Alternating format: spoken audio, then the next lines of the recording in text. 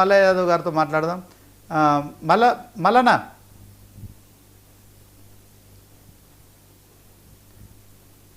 కాంగ్రెస్ లో ఈ సంస్కృతి ఇది కొత్తది కాదు. ఒకళ్ళ మీద ఒకళ్ళు మాట్లాడటం అనేది కొద్దిగా ఆలస్యమైంది. రేవంత్ రెడ్డి గారి సర్కార్లో ఆలస్యమైంది.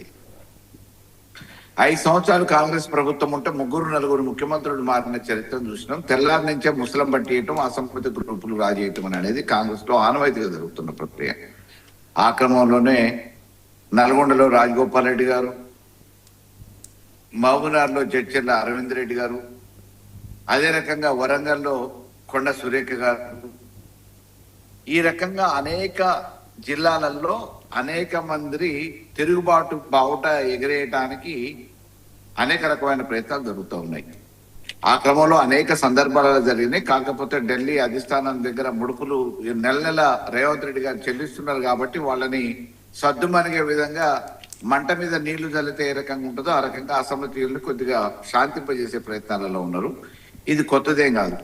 ఉద్దేశపూర్వకంగా కొండ సురేఖ గారిని ఇబ్బంది పెట్టి ఆఖరికి సమ్మక్క సారక జాతరలో కూడా వచ్చిన కాంట్రాక్ట్లని వేరే వైపు మళ్ళటం. నిన్న మొన్న యాదగిరిగుట్ట ఎండోమెంట్ బోర్డు వేస్తే కూడా ఆ బోర్డులో కనీసం దేవాదాయ శాఖ మంత్రిని ఉండి నాకు తెలియకుండానే చేసిరు అనేది ఆవేదన వ్యక్తం చేయడంతో పాటు జిల్లాకు పోతే పర్యటనకి ముభావంగా ఉంటే వారితో సంప్రదించకుండా పరకాలకు పోయి అభ్యర్థి ఈయనే అని చెప్పేసి రేవంత్ రెడ్డి గారు ప్రకటించడం ఎవరికైనా కొద్దిగా ఇబ్బంది కలిగించే విషయమే. దాని మీద వాళ్ళు మనస్తాపానికి గురై ఉండొచ్చు, లేకపోతే వాళ్ళకున్న యథావిధి వాళ్ళ మానసిక స్థితిని బట్టి తిరుగుబాటు బావుట ఉండొచ్చు. అంతర్గత ప్రజాస్వామ్యం ఉంటది కాంగ్రెస్ లో అని చెప్పి చెప్తారు కదా, అదే తత్తు కొనసాగుతూ ఉంది.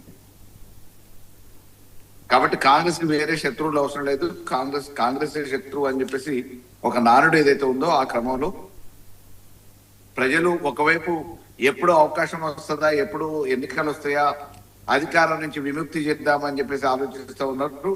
విత్ ఇన్ ద పార్టీలో కూడా ఆధిపత్య పోరు జరుగుతుంది కాబట్టి అసమ్మతీయులందరూ ఒక్కొక్కళ్ళుగా చేయగలిపి మరి ముఖ్యమంత్రి రేవంత్ రెడ్డి గారిని గద్దె దింపే ప్రయత్నాలలో ఉన్నారు. ఆ ప్రయత్నంలో భాగమే ఈరోజు ఆడ చిన్నారెడ్డి గారు కానీ ఇక్కడ వీరు కానీ నిన్న మొన్న జీవన్ రెడ్డి గారు కూడా మనస్తాపానికి గురై ప్రత్యేకంగా వేరే పార్టీకి రావడం జరిగింది కదా, మా బిఆర్ఎస్ పార్టీలకు రావటం జరిగింది, ఆహ్వానించింది. కాబట్టి జిల్లాకు ఒక నాయకుడు ఆల్రెడీ మొదలైనట్టు రేపు మాపో ముసలం పుడుతుంది. కాంగ్రెస్ గద్దె దింపడానికి ప్రయత్నాలు జరుగుతాయి కానీ ఈ 5 సంవత్సరాలు అధిష్టాన ఆశీస్సులతో రేవంత్ రెడ్డి గారు కొనసాగవచ్చు. మళ్ళా ఇప్పుడు వాస్తవానికి దీని అంతటి కారణం కేసీఆరే ఫామ్ హౌస్లో ఉండి ఇలాంటి వ్యూహాలు రచిస్తున్నారనే ప్రచారం కూడా సోషల్ మీడియాలో కనిపిస్తుంది. నిజంగా మరి జీవన్ రెడ్డి దగ్గర నుంచి మొదలుకుంటే రాజగోపాల్ రెడ్డి కావచ్చు, అనిరుద్ధ్ రెడ్డి కావచ్చు, కొండా సురేఖ కావచ్చు, చిన్నారెడ్డి కావచ్చు, సుస్మితతో కొండా సురేఖతోని కేసీఆర్ మాట్లాడినట్టు కూడా వార్తలు వస్తున్నాయి కదా, ఏం చెప్తారు? మాకు అవసరం లేదు, మేము ఎప్పుడు కూడా అటువంటి ప్రయత్నాలు చేయాల్సిన అవసరం లేదు. అలాంటి జీవన్ రెడ్డి తీసుకున్నారు కదా మీరు. జీవన్ రెడ్డి 45-50 సంవత్సరాల సీనియర్ కాంగ్రెస్లో, ఆయనను బీఆర్ఎస్ పార్టీలో చేర్చుకున్నారు కదా. చేర్చుకోవటంలో తప్పే ఉంది. మా సంజయ్ గారిని చేర్చుకోలే కాంగ్రెస్ లో. చిన్నారెడ్డి కూడా అదే మాట మాట్లాడినట్టు, మేము కూడా జీవన్ రెడ్డి లాగా పార్టీ మారుతా అన్నట్టు మాట్లాడారు కదా. నిజంగా ఇదంతా కేసీఆర్ కు ఏం సంబంధం లేదంటారా? మనస్తాపానికి గురైన చిన్నారెడ్డి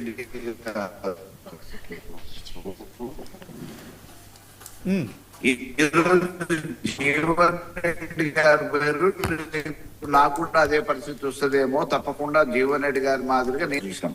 ఇప్పుడు పార్టీని వాళ్ళని వదిలిపెట్టమని చెప్పేసి మేము ఒత్తిడి చేయట్లే. పార్టీ వదిలేసిన తర్వాత తప్పనిసరి పరిస్థితులలో మా పార్టీలోకి వస్తామనంటే మేము ఆహ్వానిస్తాం, తప్పేమున్నది.